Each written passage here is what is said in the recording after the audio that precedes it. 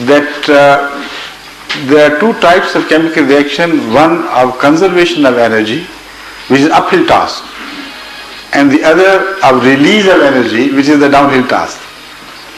So when you have the energy released by a chemical reaction, then that is the traveling of that thing towards death comparatively.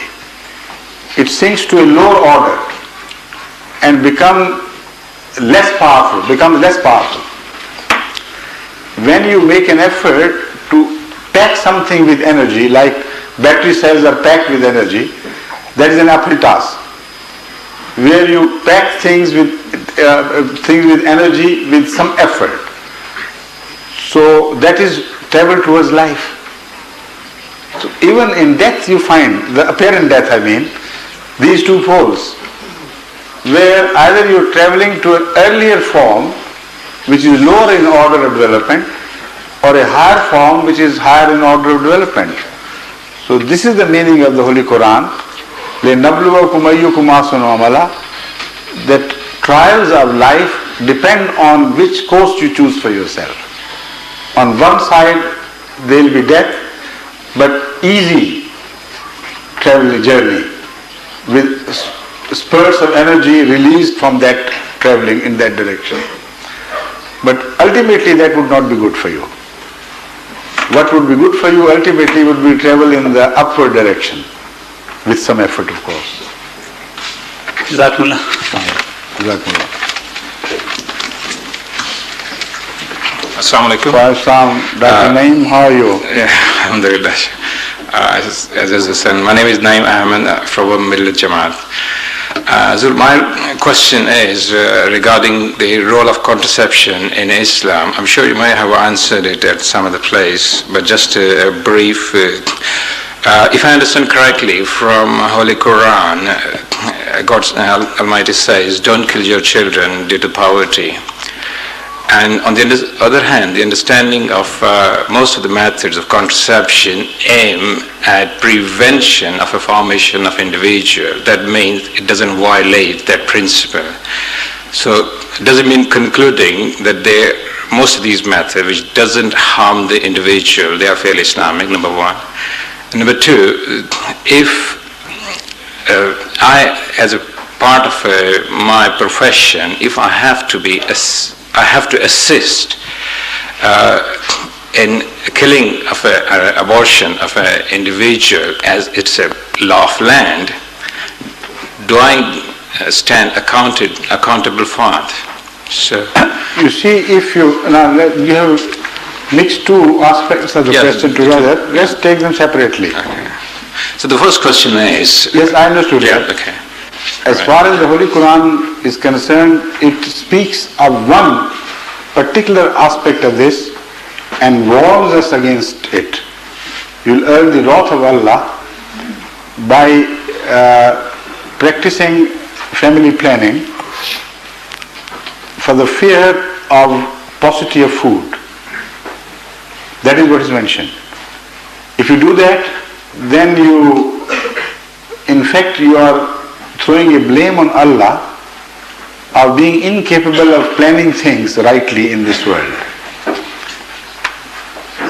The laws of nature which produce food for you, in your opinion, have fallen behind and cannot keep with the pace with the laws of human reproduction. So when one law in effectivity is left behind the other law, that is poor planning, that is lack of planning.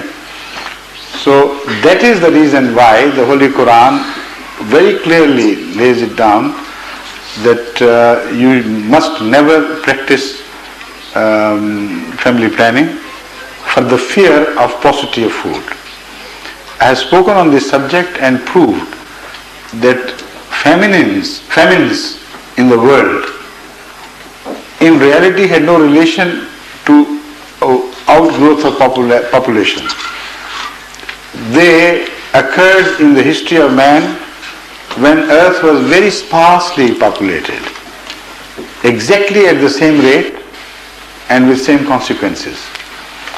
And at one time in the history of man, in any cross-section of man's history, you will find that if there is famine in one place, there is abundance of food in others. And it is the lack of sensibility of man of one region to the people of another region which generally cause this. And also famines are very important thing. They play a very important role in pushing the wheel of human progress further. In creating the desire to learn more about certain things. And as a whole, it is beneficial for mankind. So you can't just dub famines as a whole, and the message is, even if you do planning, you will not be able to resolve this problem which is independent of this. That you're mentioning at the national level. So if we're talking about at a level of an individual... I'll come to that. Yeah. This also is covered. In fact, I've seen individuals with so many children at a lower poverty level ultimately emerging to grow rich and wealthier and better than many others of their fellow beings in the same situation with less number of children. I've seen such families continue to suffer with only one child, and all their lives they suffer in poverty. But those who had 10 children or more, their class is completely changed, and they rise into a different class of society as far as wealth is concerned. So these things are irrelevant, in fact. If I understand from your answer, if somebody is planning family because of the lack of the food or economical reason, you shouldn't practice it. That's Islamic teaching. But if somebody is practicing, say in a world of today, people have their own preferences. Is it permissible? I'm going to cover that question. You have already asked. I know.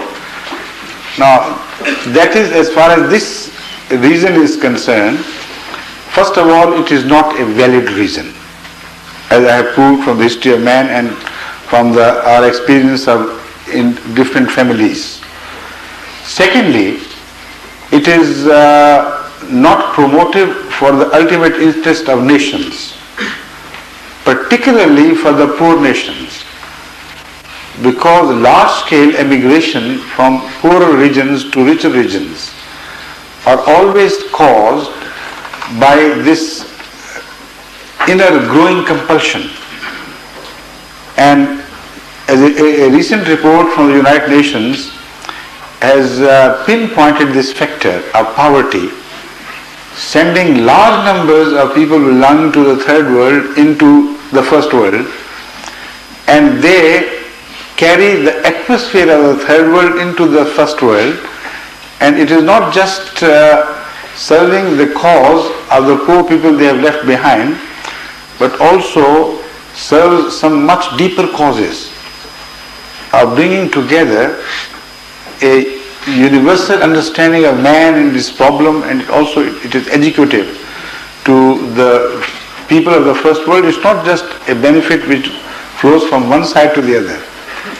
It's a both-way interflow of things and ideas and benefits together.